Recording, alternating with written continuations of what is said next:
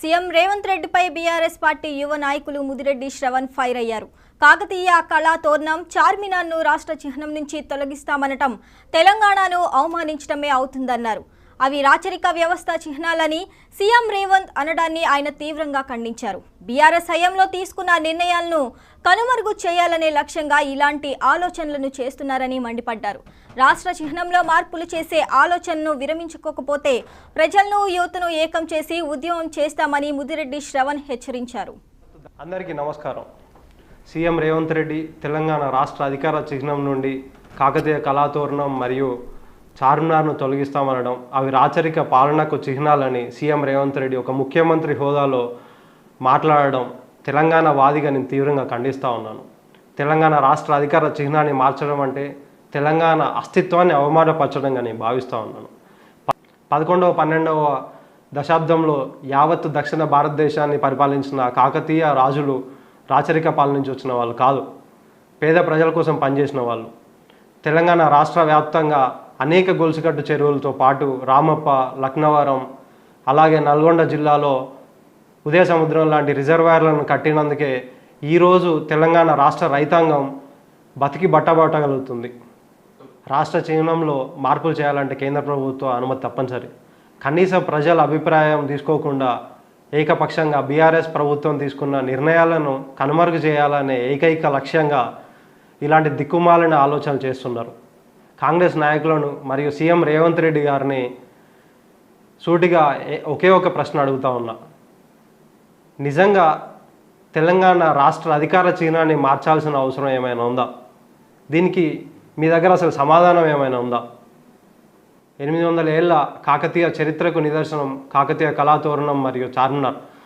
అలాంటి కాకతీయ కళాతోరణం మరియు చార్మినార్లను రాష్ట్ర చిహ్నం నుంచి తొలగిస్తామని సీఎం రేవంత్ రెడ్డి గారు ఆలోచన లేకుండా మాట్లాడుతూ ఉన్నారు. ఆ రెండింటిని రాష్ట్ర అధికార చిహ్నంలో కేసీఆర్ గారు పొందుపరచడానికి ఈరోజు ఫరిడ వెళ్తున్న గంగా జమున తాజీబుకు నిదర్శనం. ఉద్యమ సమయంలో సోనియా గాంధీని బలిదేవత అన్న రేవంత్ రెడ్డి తెలంగాణ రాష్ట్ర ఆవిర్భావ దినోత్సవానికి ముఖ్య అతిథిగా అలాంటి సోనియా గాంధీని సీఎం రేవంత్ రెడ్డి తెలంగాణ రాష్ట్ర ఆవిర్భావ దినోత్సవానికి ఆహ్వానించి తెలంగాణ రాష్ట్ర చిహ్నాన్ని మరియు తెలంగాణ రాష్ట్ర గేయాన్ని మార్చాలని దురుద్దేశంగా ప్రవర్తిస్తూ ఉన్నాడు. తెలంగాణ రాష్ట్ర గీతం జయ జయ తెలంగాణ పాటను ఆంధ్ర రాష్ట్రానికి చెందిన ఎంఎం కీరవాణి గారితో స్వరపరచడం అనేది తెలంగాణ రాష్ట్ర సంగీత దర్శకులను అవమానపరచడమే. కీరవాణి గారిని ద్వేషించే తెలుగు వారు ఉండరు అనేది నిజం.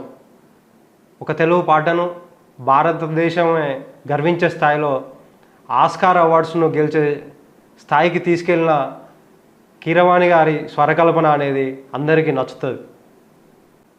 కానీ మన రాష్ట్రం కోసం మన రాష్ట్ర గీతాన్ని పాడగలిగే సరితూగే తెలంగాణ సంగీత దర్శకులు మీకు దొరకలేదా?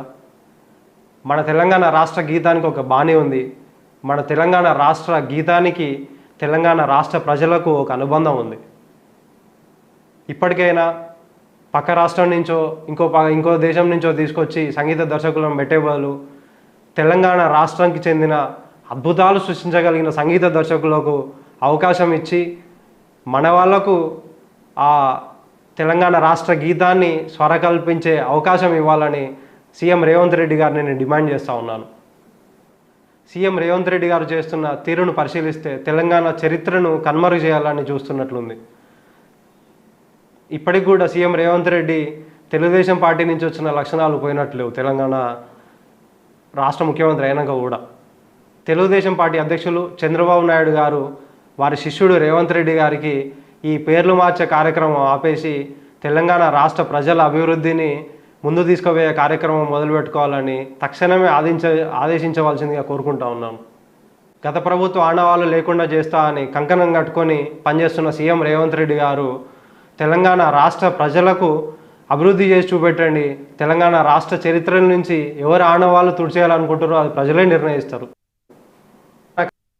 సాకారం చేసి బంగారు తెలంగాణగా రూపుదిద్దిన కేసీఆర్ గారి ఆనవాళ్లను తెలంగాణ చరిత్ర నుంచి తీసేయాలనుకుంటారు మీరు. తెలంగాణ రాష్ట్ర చరిత్ర నుంచి తెలంగాణ తీసుకొచ్చిన కేసీఆర్ గారి ఆనవాళ్ళను చెరిపేయాలంటే తెలంగాణనే తీసేయాలి తప్ప తెలంగాణ ఉన్న రోజులు తెలంగాణ చరిత్రలో తెలంగాణ రాష్ట్ర ప్రజల గుండెల్లో కేసీఆర్ గారు పదిలంగా ఉంటారు. మీరు ఇవాళ ధ్వంసం చేయాలనుకుంటుంది కేసీఆర్ గారిని కాదు, తెలంగాణ పునాదులను ధ్వంసం చేయాలనుకుంటున్నారు. కాంగ్రెస్ ప్రభుత్వం ఏర్పాటై 6 నెలలైన తెలంగాణ రాష్ట్ర ప్రజలకు ఇచ్చిన 6 హామీలు అమలు చేయలేక కాంగ్రెస్ ప్రభుత్వం మరియు సీఎం రేవంత్ రెడ్డి ఇలాంటి ఆలోచనలు చేయడము మానుకోవాలి.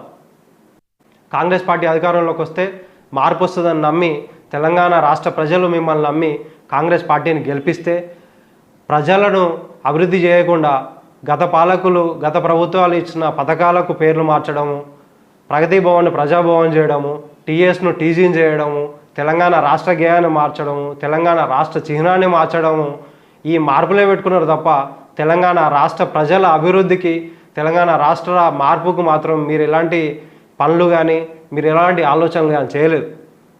ఇలాంటి ఈ పేర్లు మార్చే ప్రక్రియ, ఈ పేర్లు మార్చే కార్యక్రమాలు ఆపేస్తే తెలంగాణ రాష్ట్ర ప్రజల అభివృద్ధి మీద మీరు దృష్టి సారించే సమయం మీకు కలుగుతుంది.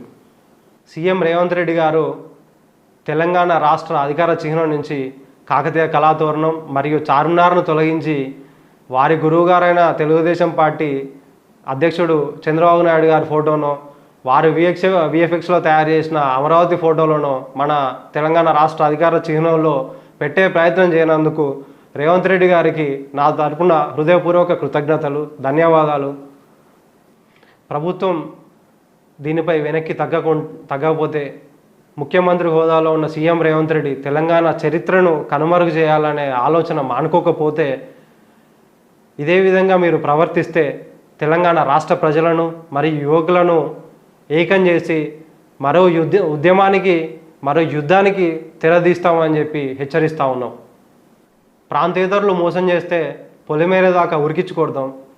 మన ప్రాంతం వాళ్ళే మనల్ని మోసం చేయాలనుకుంటే బొంద తీసి పాతర పెడతాం.